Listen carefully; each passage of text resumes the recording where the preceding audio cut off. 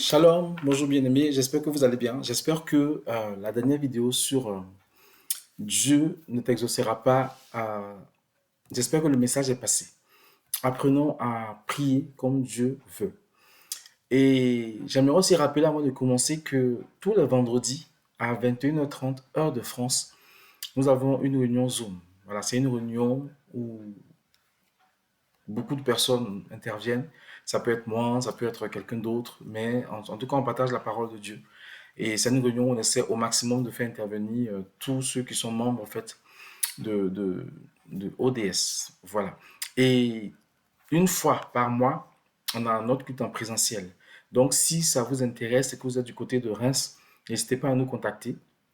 Voilà, c'est un culte en présentiel qui se fait sur deux adresses, soit chez nous à domicile, soit chez, chez un autre couple qui travaille avec nous, enfin avec qui on travaille ensemble pour l'œuvre de Dieu. Donc, n'hésitez pas à nous contacter, on vous donnera les informations. Voilà, et je veux rendre aussi grâce à Dieu parce que euh, le week-end dernier, on a eu aussi notre temps annuel de rassemblement. Donc, ça s'est bien passé. On a parlé de la famille et c'était bien. Voilà, il y a eu beaucoup d'impact sur nos vies et nous voulons rendre grâce à Dieu.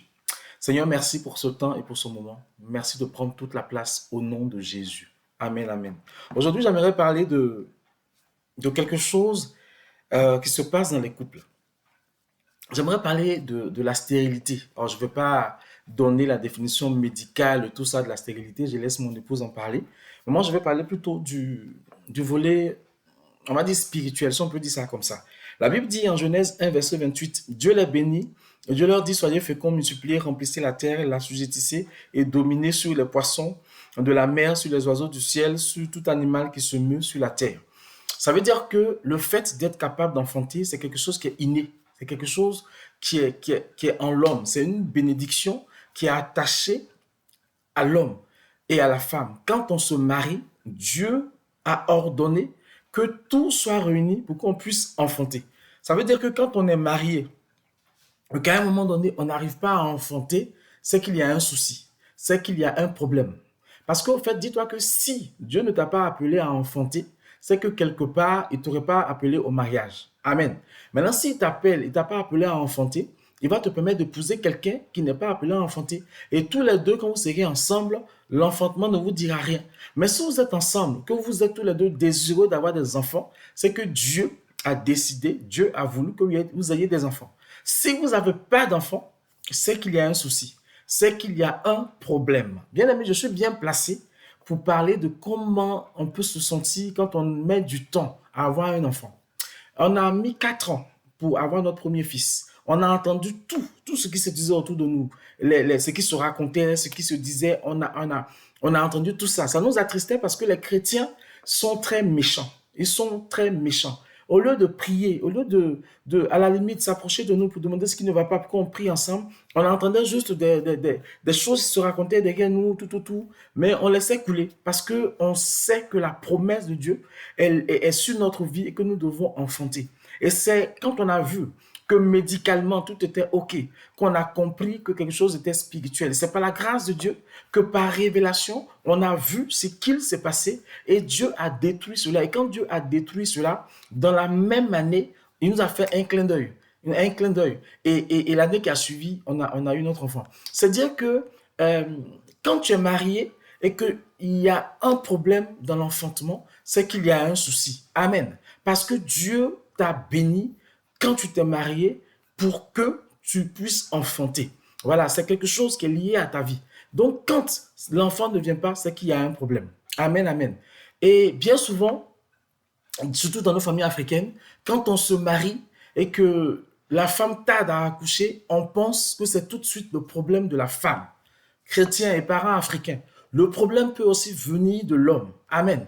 Le problème peut aussi venir de l'homme. Amen, amen. Donc, il est important, quand on est parent, de ne pas accabler la femme, mais de fléchir genoux, de prier Dieu pour que non seulement Dieu nous fasse la grâce de savoir d'où ça vient, mais qu'on puisse aussi, comment je vais dire ça, déverrouiller la chose pour qu'on puisse enfanter. Parce que la stérilité, si elle n'est pas médicale, c'est qu'elle est spirituelle. Amen. Si tu n'arrives pas à enfanter, si ce n'est pas médical, c'est que c'est spirituel. Donc, la première chose à faire, bien aimé, avant de paniquer, c'est d'abord faire tous les examens médicaux possibles si tu n'arrives pas à enfanter. Si tu n'arrives pas à mettre au monde un enfant, c'est faire tous les examens possibles. Si au niveau des examens, les choses sont OK, il faut maintenant t'attaquer sur le plan invisible. Premièrement, psychologiquement. Est-ce que toi-même, psychologiquement, tu es prêt à accueillir un enfant? Est-ce que toi-même, psychologiquement, tu ne te conditionnes pas pour ne pas porter la vie? Parce que notre capacité psychologique, là, peut nous empêcher d'avoir un enfant. Donc, il faut toi-même t'analyser déjà.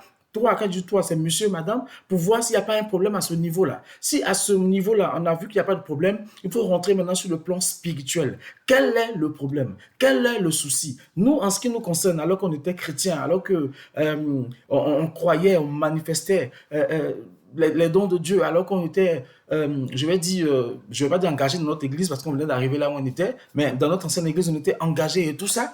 Et Dieu révèle qu'il y a un blocage qui venait d'un côté de quelqu'un et que c'était une personne, une tata qui en était responsable. Donc Dieu a révélé ça clairement. Et quand on a débloqué ça par la prière, effectivement, on a pu accoucher. Aujourd'hui, on a 2 enfants. Ça veut dire que le blocage peut être spirituel. Et si le blocage est spirituel, je peux te garantir que bien souvent, ça vient de ton enfance, ça vient de ton entourage, ça vient de quelqu'un autour de toi qui, dès ta naissance, a bloqué tes entrailles. Et il faut prier pour que Dieu puisse révéler cela, pour que Dieu puisse briser cela au nom puissant de Jésus-Christ de Nazareth. Et les mamans africaines, nos mamans là, ce n'est pas que la femme qui a un problème.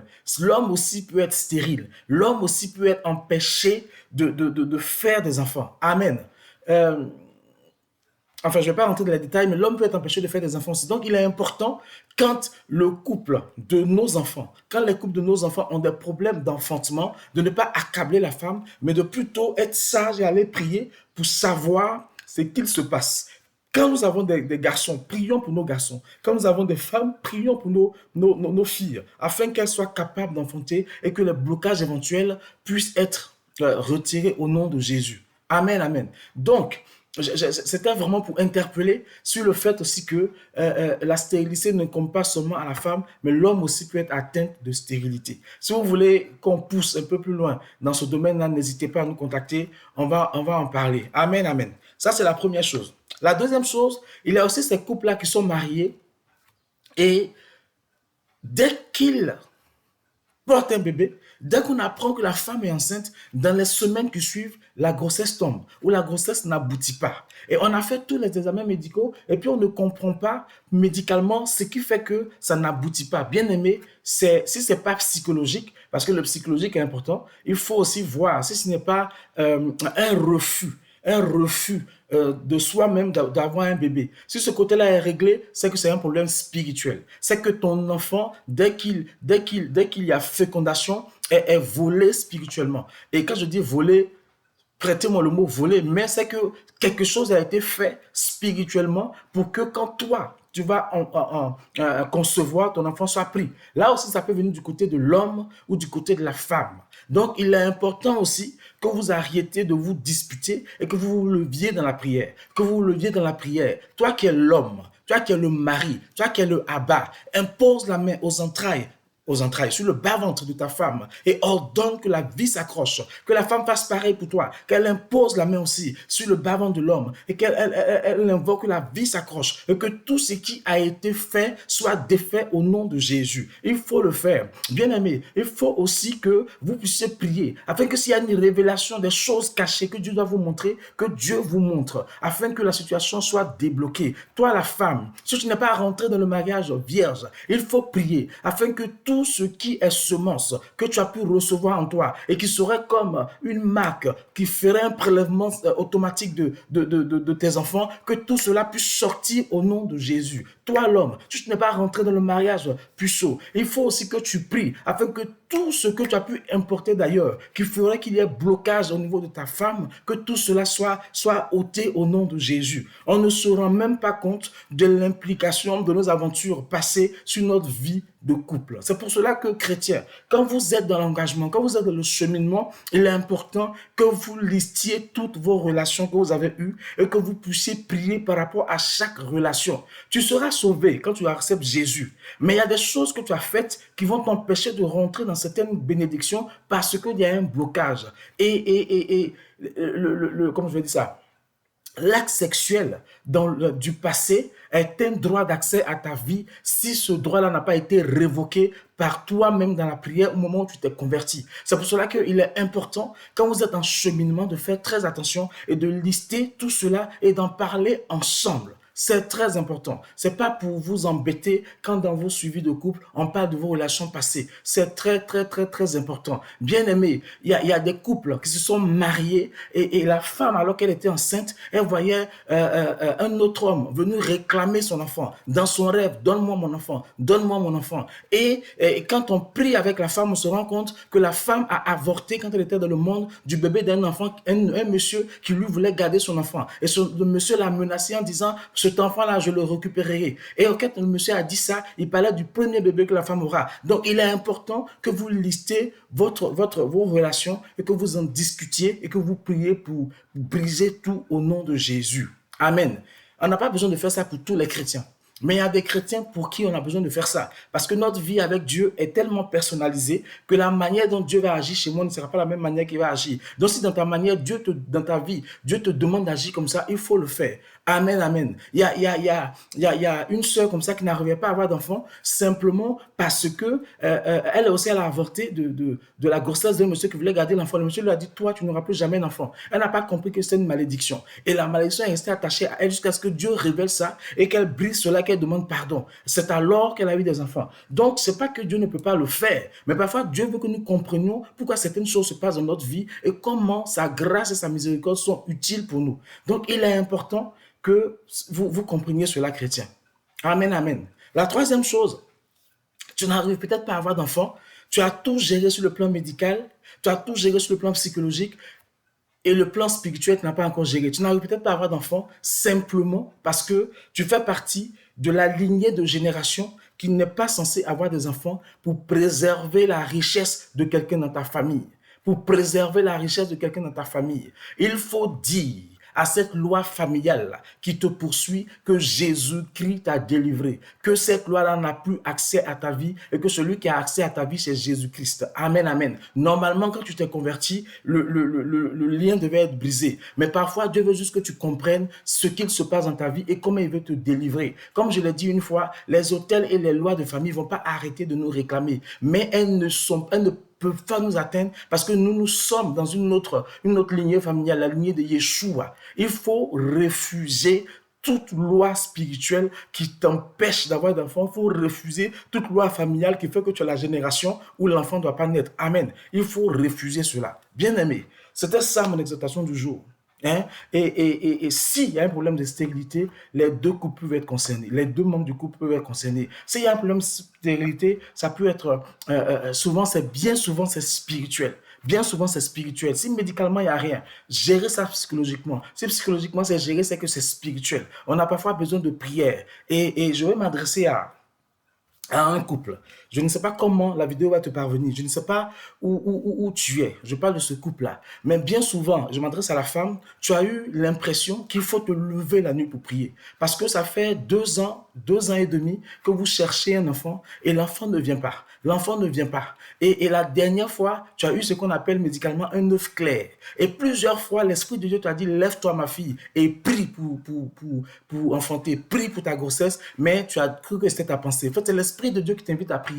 Parce que l'enfant est prêt dans le monde spirituel. Mais il faut que tu saisisses cela avec ton mari dans la prière. Ce n'est pas que Dieu ne peut pas l'installer, mais Dieu veut que tu comprennes que les choses ne sont pas aussi simples. Donc, ma soeur, lève-toi. Je sais que ton sommeil est, excusez-moi l'expression, ton sommeil est doux, ton sommeil est intéressant. Mais lève-toi pour prier afin que cet enfant-là, que tu cherches, Dieu puisse le poser en ton sein dans le nom puissant de Jésus-Christ de Nazareth. Amen, amen. Je m'adresse à une autre sœur. Au fait, tu as eu un enfant, un seul enfant.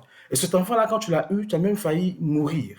Et les médecins t'ont conseillé de ne plus faire d'enfant, sinon ça sera dangereux pour toi. Et tu as quand même un âge avancé. Je crois que tu as un âge avancé. Je vois 40, 49 ans. Je vois 48, 49 ans. Et tu veux quand même t'essayer, s'il te plaît. L'Esprit de Dieu m'envoie te dire de ne pas essayer.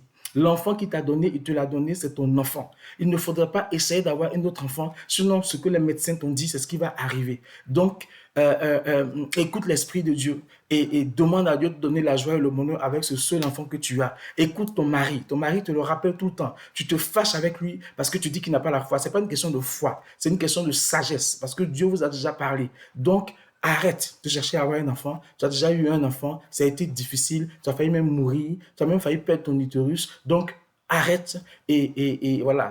Tu as 49 ans.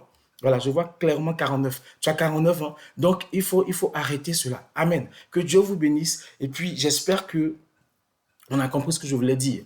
Je n'ai pas trop poussé sur la stérilité, mais je donnais juste quelques trois raisons qui peuvent être à l'origine d'un manque de bébé dans un couple. Si vous voulez qu'on en parle plus loin, n'hésitez pas à nous contacter et on ne va pas forcément donner des révélations, mais on va prier. Et selon que Dieu va nous guider, on va vous parler ou pas. Mais en tout cas, on va prier. Que Dieu vous bénisse. Et si vous voulez simplement qu'on prie pour vous, parce que vous êtes en recherche d'enfants, envoyez-nous un message. Vous avez le numéro de ODS. Envoyez-nous juste un message et on va se contenter de prier pour vous. Voilà. On n'est pas obligé de parler. On n'est pas obligé de discuter, mais on peut prier. On peut prier pour vous. On peut vous soutenir dans la prière et Dieu agira. Maintenant, ce que je vais dire, c'est que si jamais vous nous donnez un message, qu'on vous dit que l'Esprit de Dieu dit de faire ça, c'est pas dans un mois, c'est pas dans un mois, 2 mois. Au moment où on vous le dira, s'il vous plaît, il faut le faire. Il faut le faire. Amen, amen. Parce que quand la parole de Dieu sort, elle sort pour une saison, elle sort pour un moment.